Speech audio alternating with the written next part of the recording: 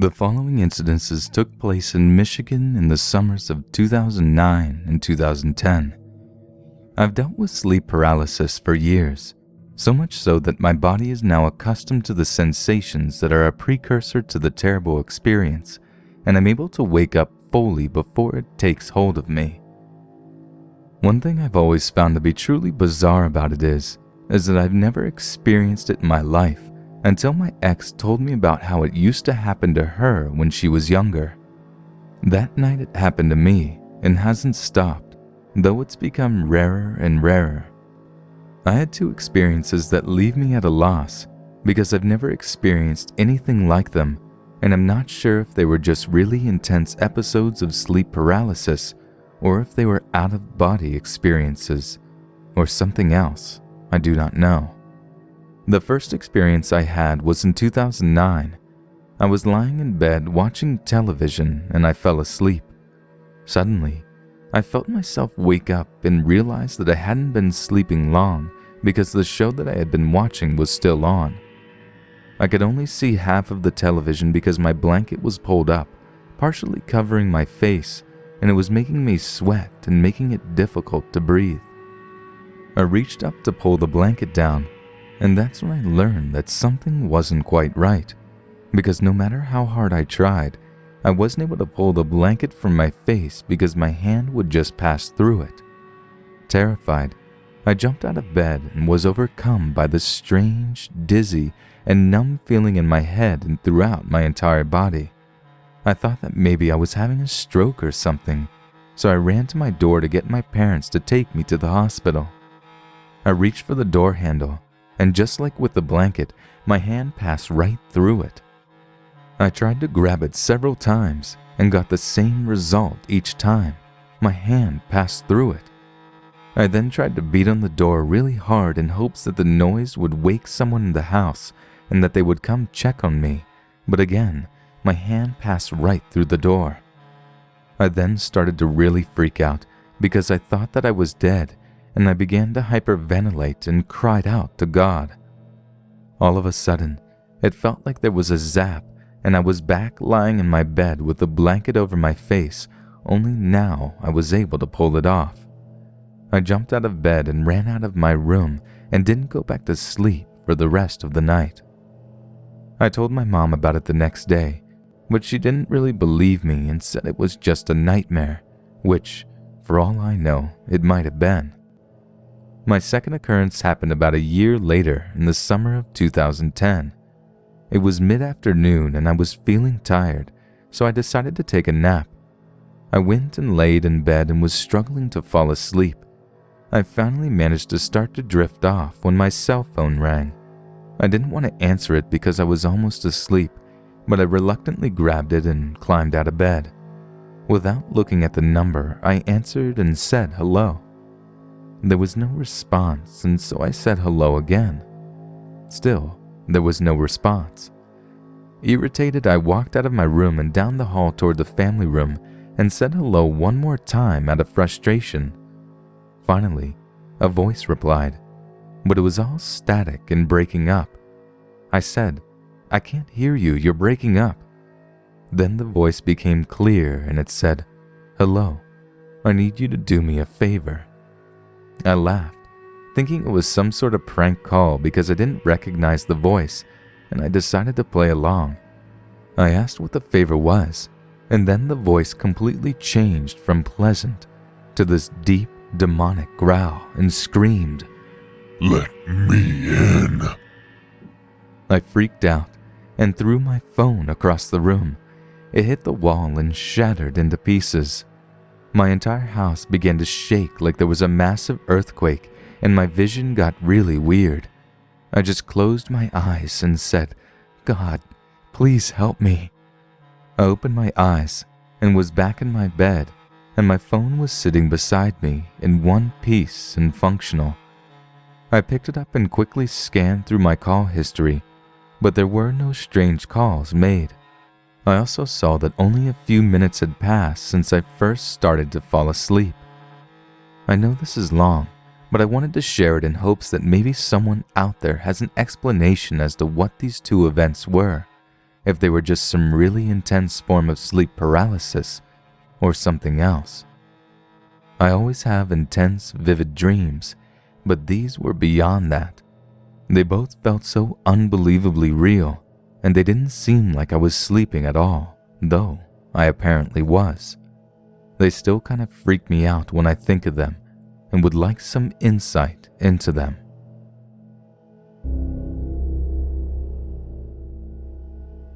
I think I've been seeing shadow people for a very long time. I remember my old apartment on Elliott Avenue in Yonkers, New York. I would often see shadows scurrying in my room and other rooms from the corner of my eye. I would often feel like I was being watched, and I always felt it stronger in my own room. However, my first actual contact with these shadows did not happen until we moved to our current location. It was 1998 and I was 16 at the time. That cold December Sunday started as it did every year. We were celebrating the Virgin Mary at our church, and my family was busy getting everything needed packed into the car for the ride to church. As it is every year, the celebration was very tiring and everyone was exhausted when we returned home at 6 p.m. I remember telling my parents, after helping unpack the car, that I was going to go to sleep. It had to be no later than 7:30 p.m. I fell asleep fairly quickly and began having a chasing nightmare. As it is with these nightmares, right before I was caught, I woke up. As I was soothing myself so that I could go back to sleep, I noticed a shadow of a man standing near my closet door at the head of my bed on the right.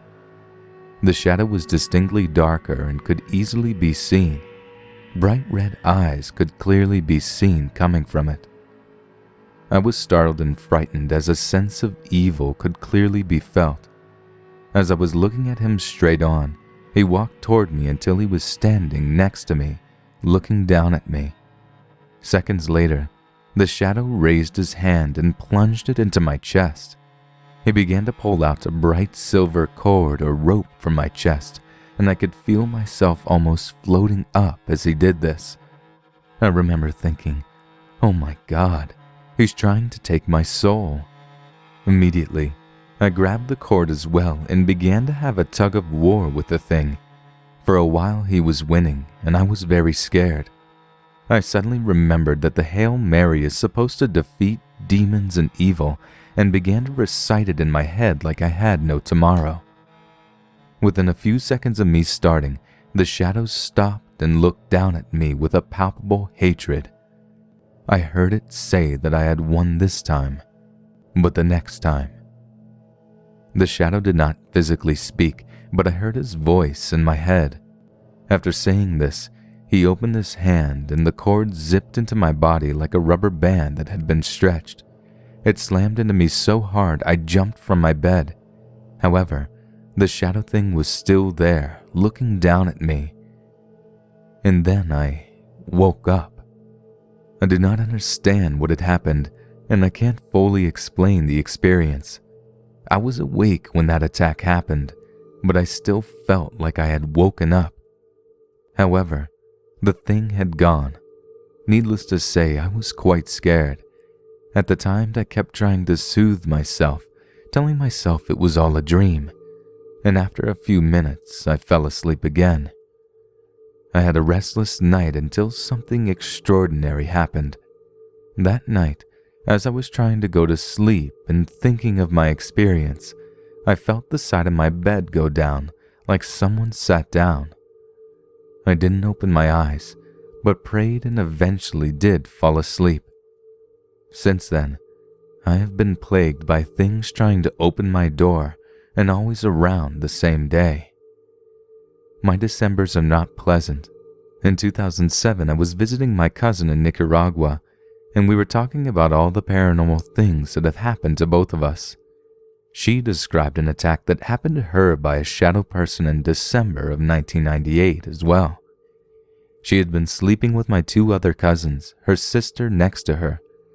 This thing with glowing red eyes began to strangle her. My other cousins tried to fight the thing off, and finally all three managed to do so. When they turned on the light, my cousin had handprints around her neck, verifying her experience. After we compared the approximate time of our experiences, we noted that they both happened approximately at the same time.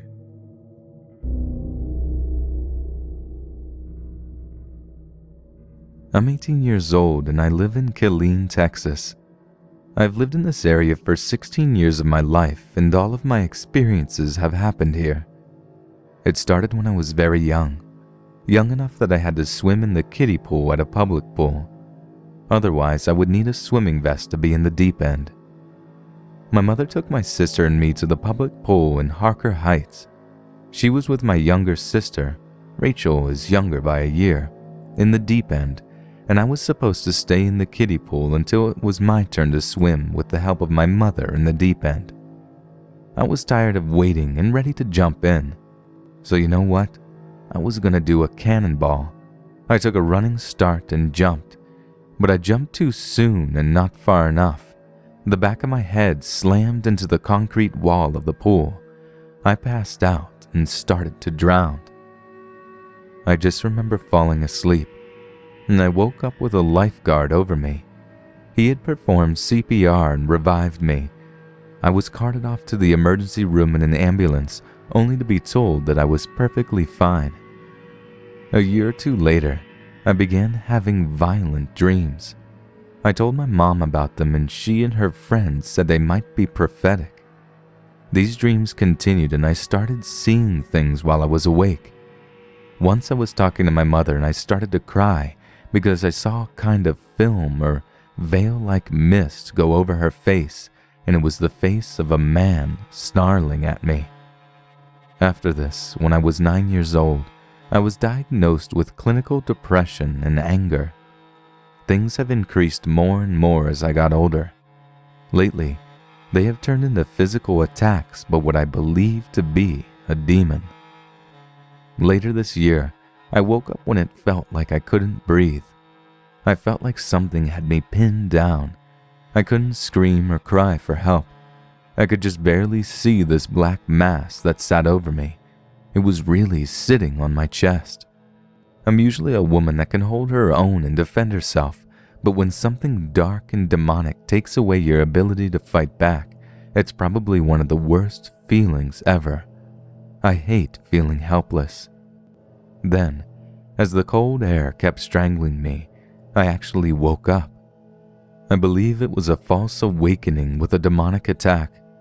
I tried doing my own research and a few weeks later my friend texted me saying that she couldn't get back to sleep after the experience she just had. She told me that she was awakened when she heard something step in between her bed and the fan that was next to the bed.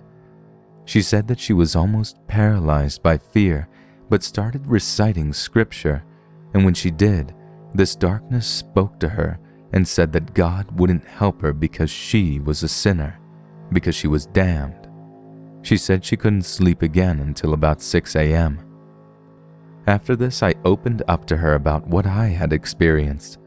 We agreed that we might have been targeted by something dark or demonic. After that, I met this guy named Seth who seemed really nice and sweet. He and I spoke over Facebook a little and then started texting. Something about him caused me to pull away. Several times he told me that he desperately wanted a child. Once he even said, financially and realistically, I'm not ready for a baby, but emotionally, I need one. I'm sorry, what? What man has ever said I need a child? He hadn't even taken me on a date and he's telling me what he expects of me. I started to get this feeling that I should cut off interaction with him. This was further validated when my sister said she heard a bang at our back door. I didn't see anything, but I locked all doors and went to bed. That same night, I had a nightmare that I was in our kitchen and I heard a loud bang. I looked over and saw Seth's face in the window near the back door. He was glaring at me and he burst in with a knife. That's when I woke up, shaking, and immediately blocked his cell phone number and his Facebook page. A few days after this, I got a call from an unrecognized number. I answered it only to hear the angry voice of Seth. What happened? I can't find your page. Did you get my text? I hung up without saying anything and blocked the number. I haven't been harassed by him since. I believe my nightmare was a premonition of the possible future relationship spiraling into his control over me if I didn't break it off. So I did.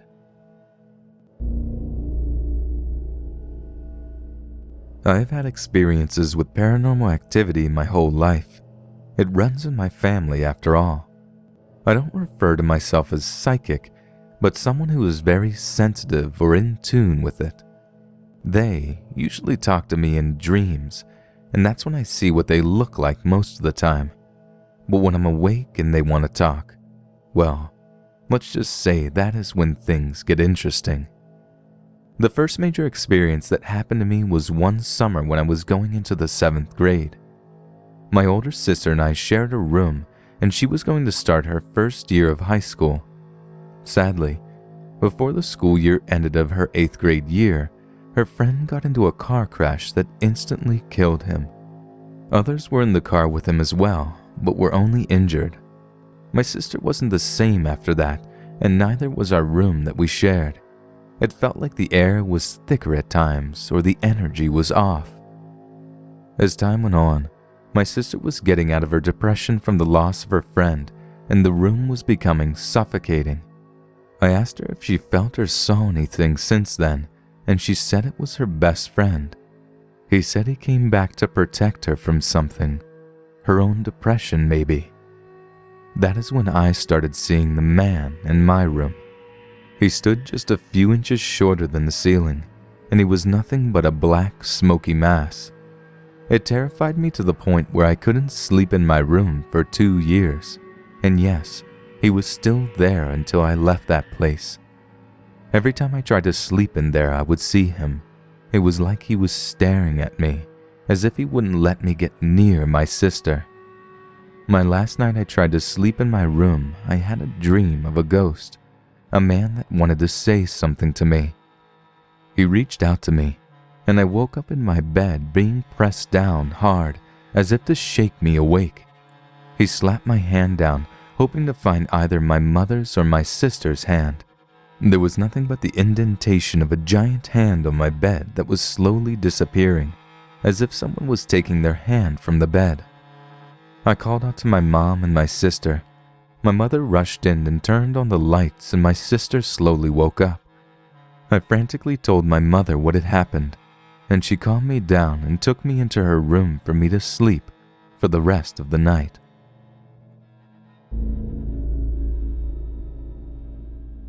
I grew up in a city just north of Birmingham, Alabama called Gardendale. I had a very unremarkable childhood, a very typical upbringing for the 1970s. When I was around 9 years old in 1979, we lived in a small house on a very quiet road. My sister, who was 1 year older, and I shared a room at the time. Like I said, it was a small house.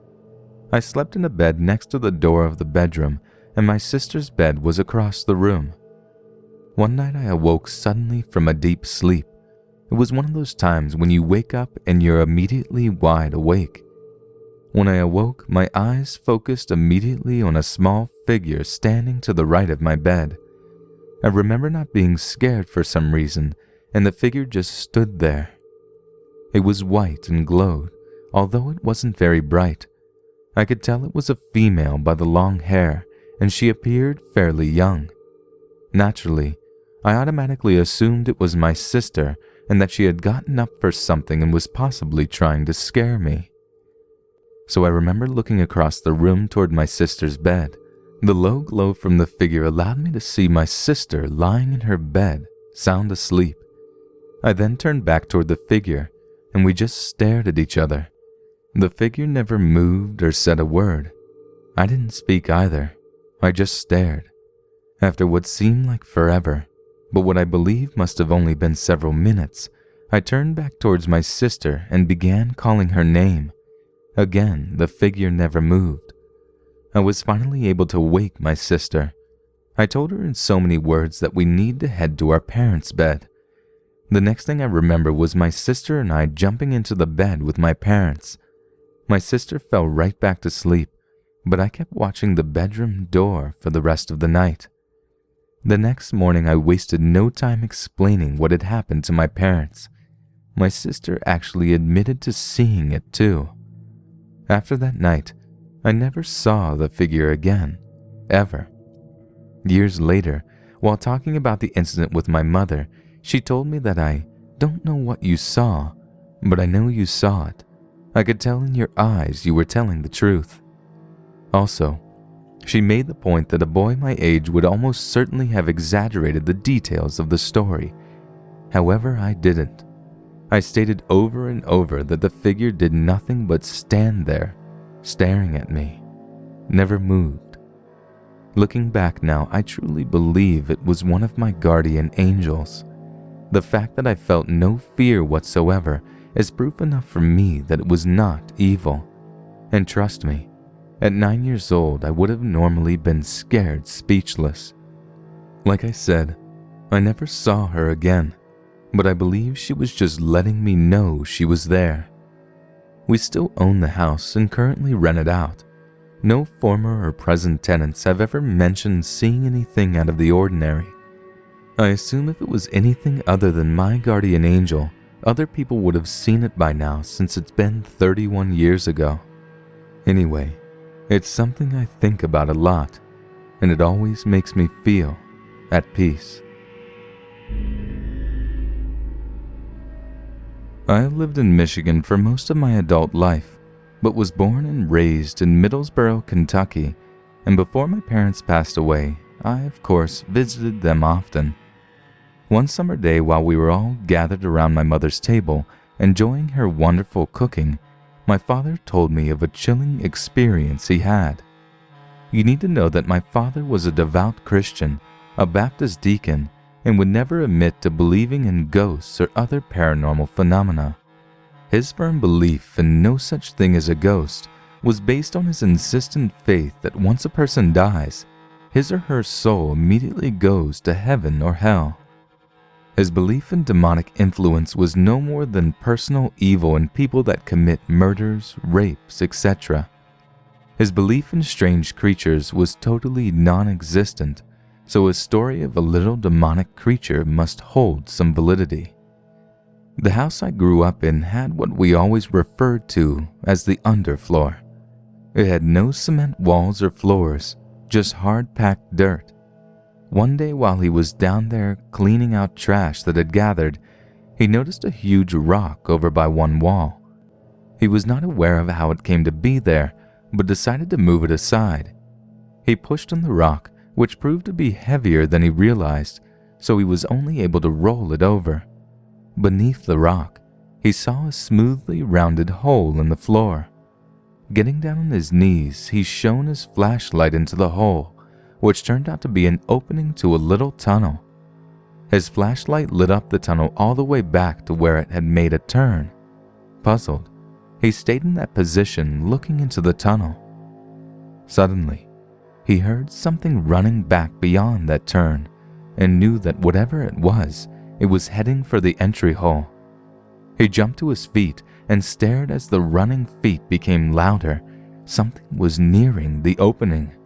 Then, quick as a flash, a little red being emerged from the hole.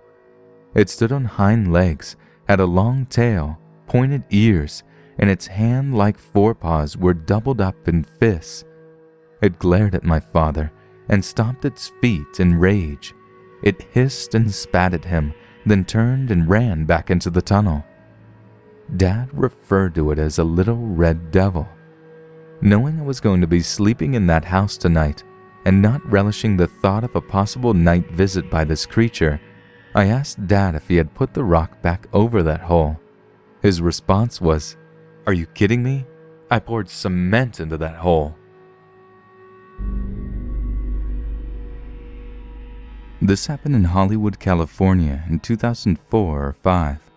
I was about 6 or 7 and a scared of my own shadow type of boy. I had been raised in a Christian family and have always had a personal experience with God. I know that God is real, which also means that Satan is real, meaning that demons have to be real. I would always sleep in my room at my grandma's house along with my grandpa. We slept on opposite sides of the room with a chair and lamp between us. One night, after having said my prayers, I went to sleep. I woke up in the middle of the night because the lamp was on. I looked up and saw what at first I thought to be my grandpa sitting in the chair. Boy, was I wrong. This person was holding a book that was covering his face. He was dressed all in black, and his hands were a waxing shade of gray. I thought it odd for my grandpa to be up reading at such a late hour. So I said, "Grandpa, why are you reading so late?" I got no answer. The book slowly lowered, and I will never forget what he looked like. His eye sockets were sunken in at least 3 inches. His eyes were completely black, as was his mouth. As I recall, he had veins from his lower lips to his neck, and they were black as well. Instantly, I was paralyzed with fear. I didn't know what to do. He opened his mouth and spoke, but it wasn't English. It sounded to me to be Middle Eastern of some sort. I cried softly, gathered up the courage to jump down and jump into my grandpa's bed. I then said softly, "Jesus, Jesus." And then when I looked up, there was nothing there. I don't know what it was, but I know it was real. This story is of my mother when she was younger, in early teens.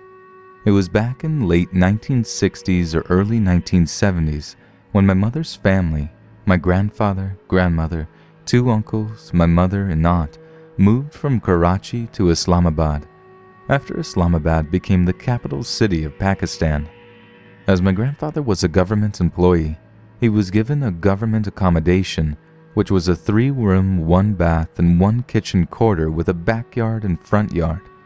There were similar government quarters standing next to each other, all occupied by the government employees recently posted in Islamabad. Those quarters were built after clearing the woods. The places in Islamabad where the quarters or houses were not yet built were still covered with woods at that time. It was kind of spooky in Islamabad at the time because as soon as the sun went down, no lights could be seen, and people used to stay indoors due to spooky darkness outside.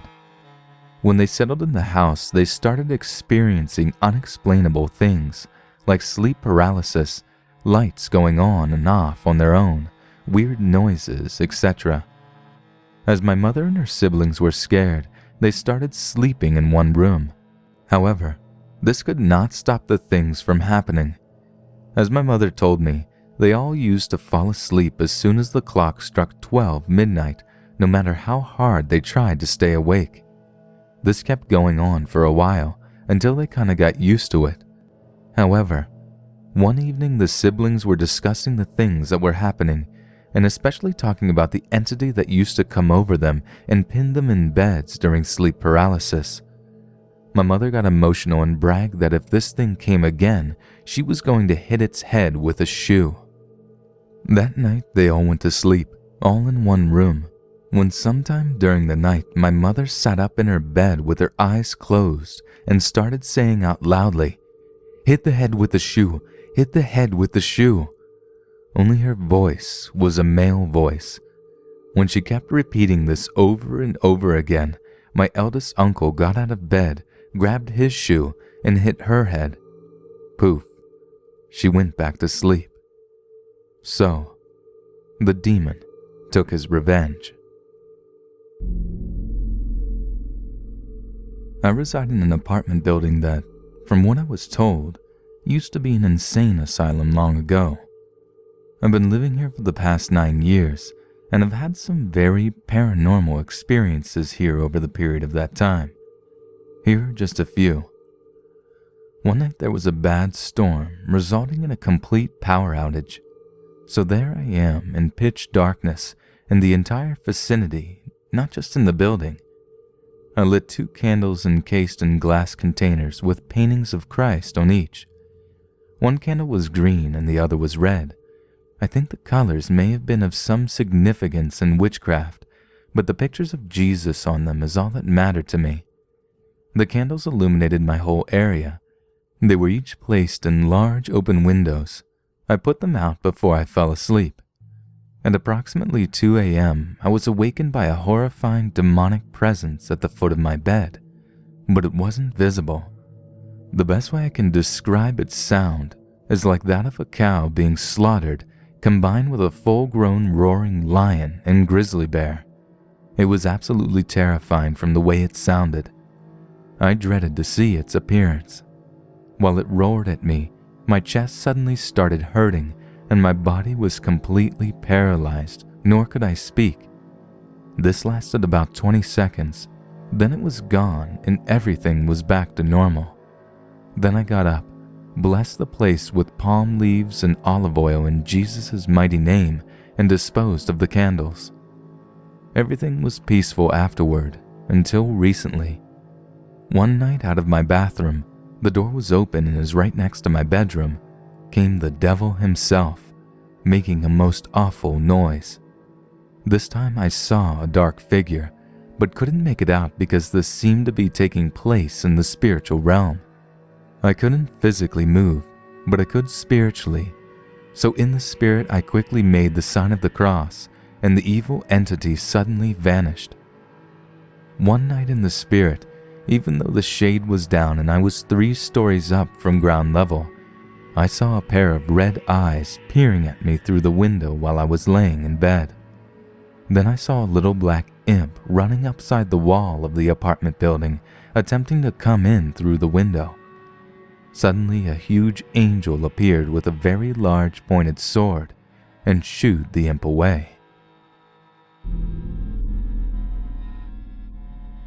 My encounter happened May 2007 in Simi Valley, California. As a kid, I had some paranormal experiences, but nothing like what I encountered in those caves I went to. I mean, it literally changed my life. I was 19 at the time. My friends Ryan, Orion, Zach, CJ, and I had heard about the Manson Caves, and one of our friends knew where to go. So we decided to go one day. It was all kinds of sketchy. We had to sneak through someone's backyard to make it up into the hills. As teens, we really didn't care.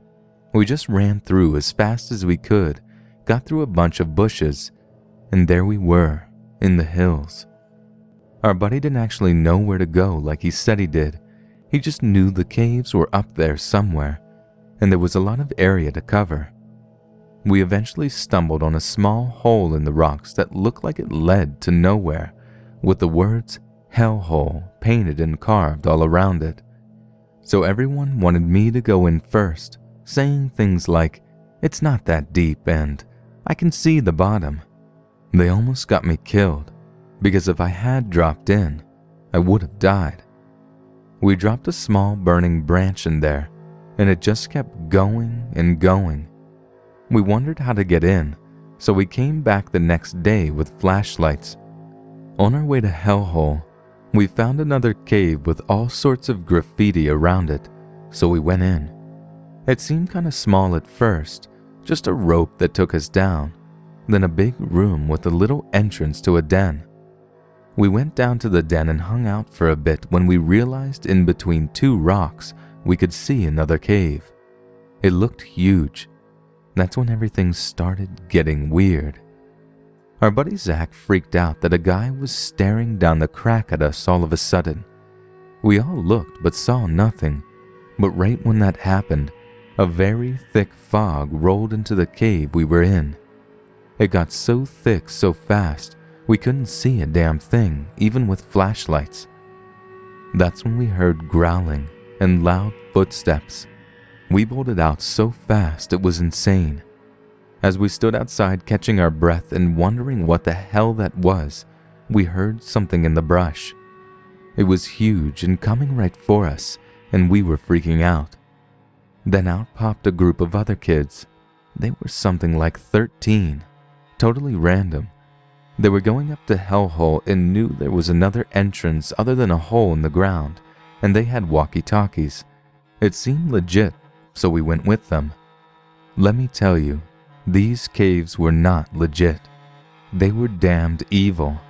First, we had to army crawl for about 10 minutes through some little hole, and it took us to a big room. The room with a hole in the top I almost dropped down, and below us was a 100-foot drop.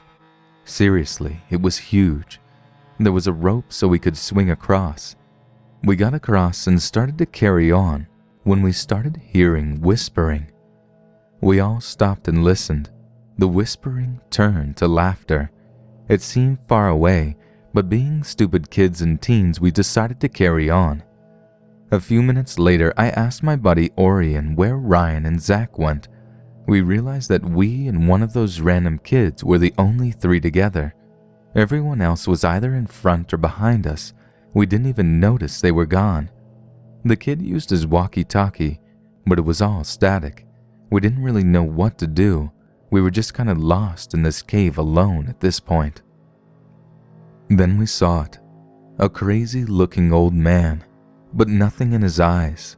I mean nothing. He had none. He was pale as all hell, and he was laughing mindlessly.